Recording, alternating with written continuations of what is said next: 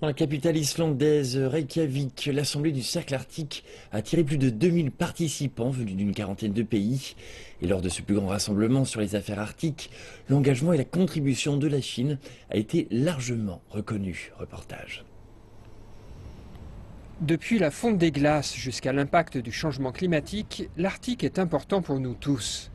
En tant que pays proche de l'Arctique, la Chine est directement affectée par les changements qui affectent cet espace.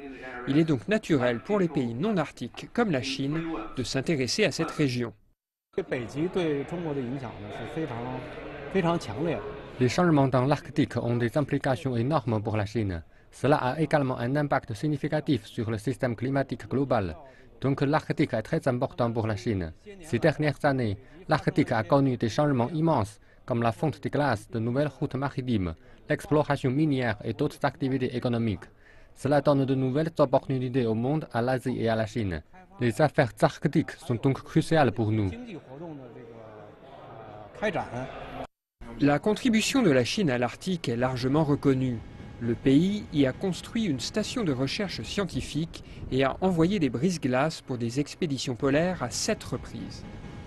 Le géant chinois du transport maritime, COSCO, fait également passer ses cargos par l'océan Arctique, la route du Nord étant de plus en plus libre des glaces.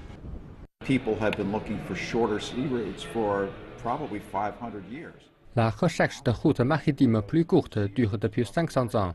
Et maintenant, nous sommes sur le point d'avoir une route arctique réelle, viable et disponible. Je vois la Chine investir dans des navires et faire davantage de recherche et de coopération avec la Russie. Et je pense que Singapour est très intéressée également, parce qu'elle peut potentiellement être dépassée en termes de localisation stratégique pour les porte-conteneurs. Ou peut-être qu'un jour, l'Islande deviendra le nouveau Singapour.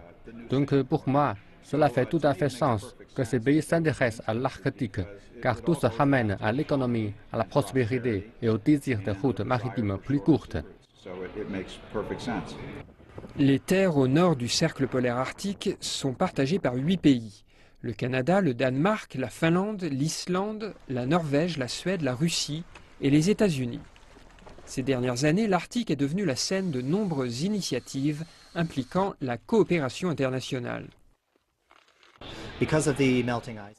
Du fait de la fonte des glaces et du changement climatique, les affaires de l'Arctique sont-elles des questions régionales ou internationales? Bien sûr, les 8 pays de l'Arctique ont leur souveraineté et leurs priorités politiques reconnues, mais les États qui ont été affectés par le changement climatique de l'Arctique incluent la Chine. Le fait est que de nombreux États qui développent un programme arctique sont des pays en dehors de l'Arctique, comme l'Allemagne, la France, le Royaume-Uni, la Chine et le Japon. La question se pose alors de l'internationalisation de l'espace arctique.